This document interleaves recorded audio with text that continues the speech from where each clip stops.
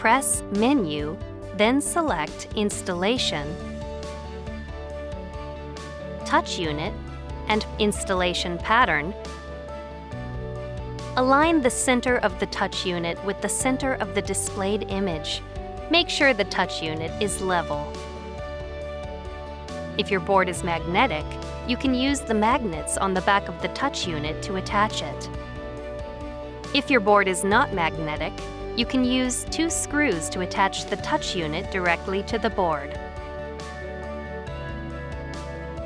Make sure you provide the required space between the touch unit and the top of the image. For more information, see the online installation guide. To turn on the touch unit, press Menu, then select Installation, Touch Unit,